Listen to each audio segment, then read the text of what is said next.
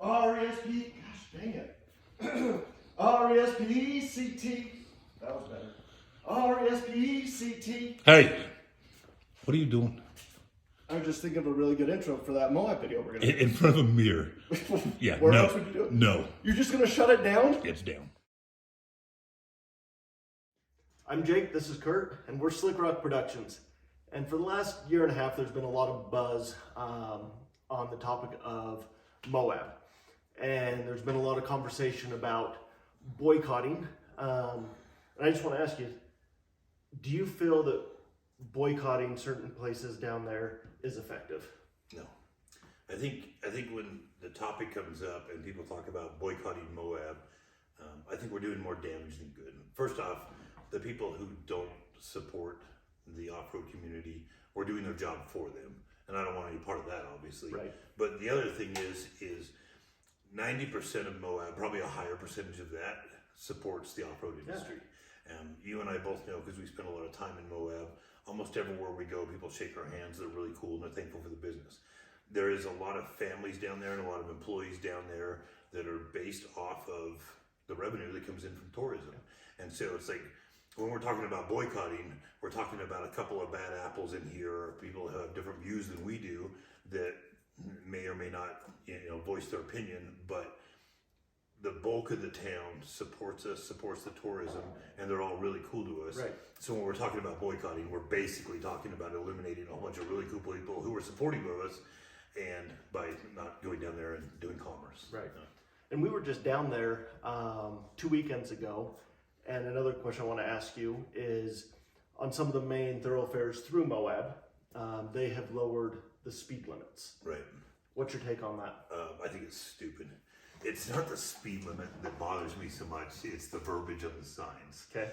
I think Moab has made a big mistake here, because if you recall, the verbiage on the sign says speed limit is 25 because it's a residential area, but off-road vehicles it specifically says 15. an off-road vehicle. Yeah, so that tells me that because we're in street legal machines and we can legally drive on any street according to state law, so you get into a town here, when they put that down, it says that if you have a four-wheeler, the way I'm looking at this is if you have a four-wheeler or a UTV that is not street legal, your speed limit is 15. Right. Because once again, it says speed limit is 25 for street legal vehicles. For off-road vehicles, it's 15 miles per hour.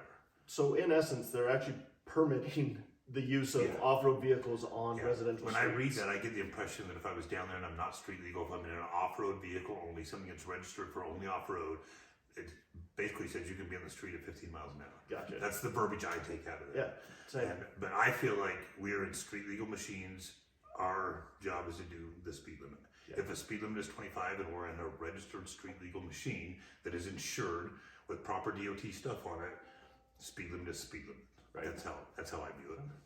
So this seems, it draws a lot of similarity to other things that we've talked about and see, but it comes back to the common divide. Mm-hmm. Chevy versus Dodge, bullet bike versus Harley. Yeah, it just screams that. This is the dumb argument that every human group makes, and I don't understand the segregation thing at all. Right. This is where every problem in America comes with. It's Republican, Democrat, it's the bullet bike guys against the Harley guys. I mean, every aspect of life. It's like, if you like football, you have to pick a team, and if you root for somebody else, you're bandwagoning. It's all stupid to me, but it's like this whole idea of, when we were down there last time, we were at Maverick, I think, we were fueling up. Yeah.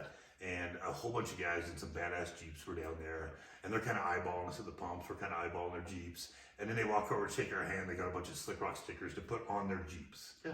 Because they're off-road enthusiasts, and we can be respectful of what they build, and they're respectful of what we build.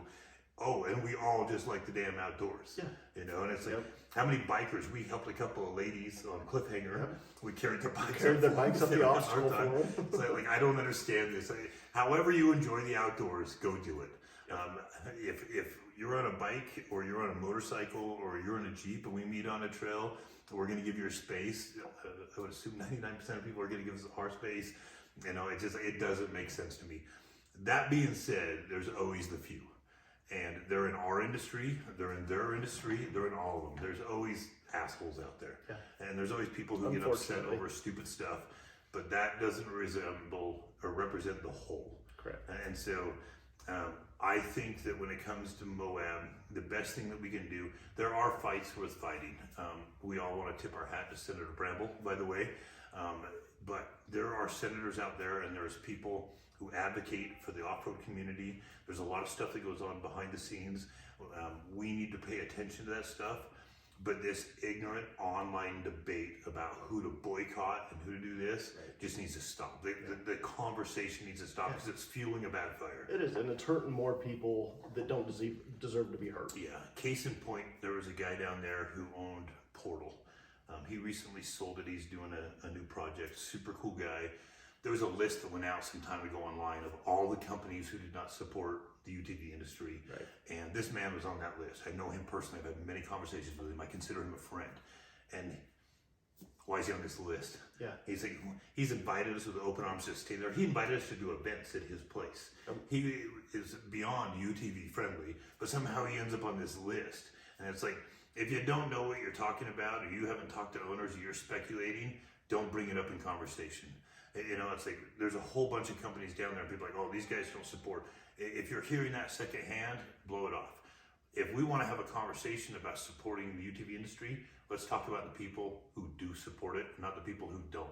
Let's highlight the people who do the right thing, and let's do commerce with them. Let's make sure they're not going hungry, their employees are being paid, and that their businesses are fruitful because they support us while we're down there. Let's make sure to throw a little money their way.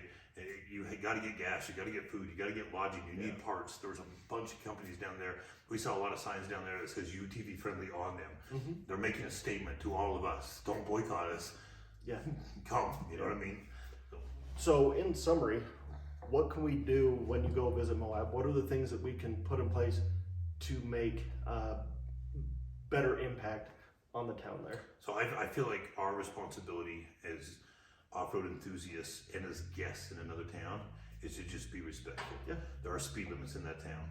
There are rules like anywhere else. Don't drive up and down the road with loud exhaust and be racing light to light, drifting corners, banging stereos. Don't be obnoxious. I'd like to make a point.